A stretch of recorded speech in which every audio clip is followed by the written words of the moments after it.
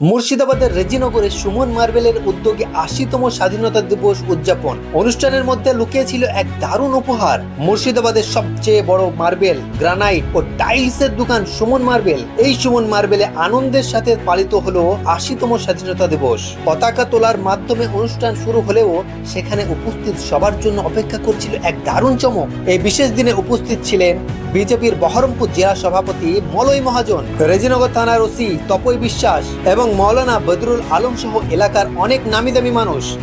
সবাই মিলে একসাথে আমাদের জাতীয় পতাকা উত্তোলন করে অনুষ্ঠান শুরু করেন।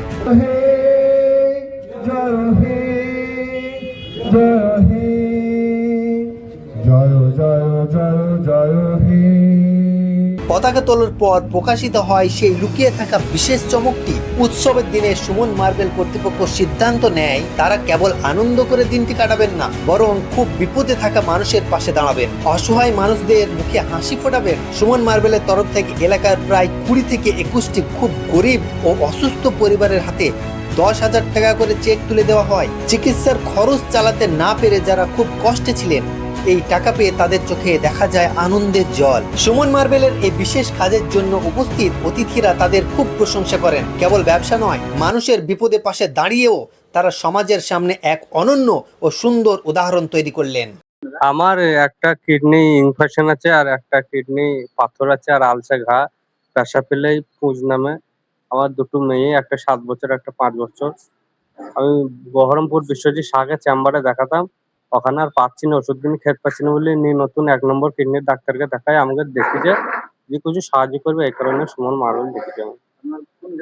আমার বাড়ি তেঘর নাজিরপুর, আর মহাদেশ ভাই দিকটে যে ডাক্তার, মহাদেশ ডাক্তার। আমি এসেছি, আমার অনেকদিন থেকে 7-8 বছর থেকে ভুগছে, লিভার, কিডনি, সুগার, এইসব প্রবলেম। এখন চোখে দেখতে পাই না।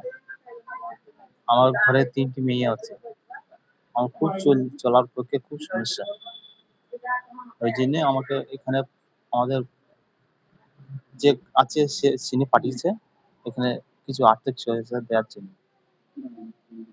আমার আমি ডাক্তার দেখাচ্ছি বহরমপুর থেকে কলকাতা, তারপরে পিজিতে দেখাচ্ছি এখন বর্তমানে। আমি আর চালাইতে পারছি না। তার জন্য হ্যাঁ, আমাদের বাড়ি হচ্ছে ছোট কলমি। আমাকে এখানে ডাকা হয়েছে। আমি যাবত 11 বছর ক্যান্সার রোগে আক্রান্ত। আমার 5টি মেয়ে, ছেলেপিলি নেই। তা ওই উসমান গনি ভাইপু পলাশি থেকে এখানে আমাকে বললো সেবা আশ্রয় কেন্দ্রে আসুন আপনি 8টা, 8:30টার ভিতরে। আমি যেতাম, ডাক্তারের কাছেই যেতাম। তা বললো আজ যেন না, কিছু ওখান থেকে আর্থিক সাহায্য দেওয়া হবে, চাচাজি ওখানে আসুন। তাই আমি সুমন মার্বেলে এখানে এসে উপস্থিত আছি। আমার নাম শেখ রওশন। আমার ভিডিও কলেও ছাড়া আছে, ওসমান ছেড়েছে, কিছু আর্থিক সাহায্য করেছে। আমার বাড়ি ঘরটিও চলে গেছে, কিছুই নেই, 5টি মেয়ে। এই বক্তব্য। আর আমার আর্থিক ক্ষমতা নেই ওষুধ পালা কেনার। মানে 10টা ওষুধের একটা পাতার দাম 7,500 টাকা। মানে 6 মাস কোর্স হয়ে যাচ্ছে, তা বলছে ওর থেকেও দামি খেতে হবে। মানে হসপিটালের ওষুধ কোনো কাজই নেই। মানে হসপিটালে যে আমি স্বাস্থ্য সাথী থেকে কোনো উপকার পাইনি। আমার আজ 11 বছর, মানে এই যে চাওয়ালে কেটে চোখটাই আমার চলে গেল একবারে ক্যান্সারে।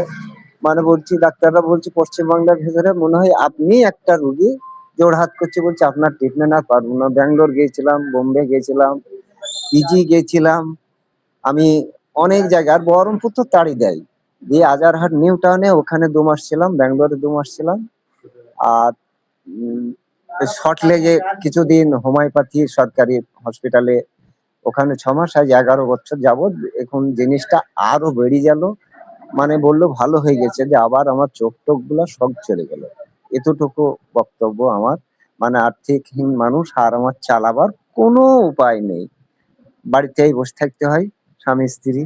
আমার তো খাটার কোনো ক্ষমতা নাই। ডাক্তাররা এমনি বলেছে আপনি যেন চলাফেরা করবেন না।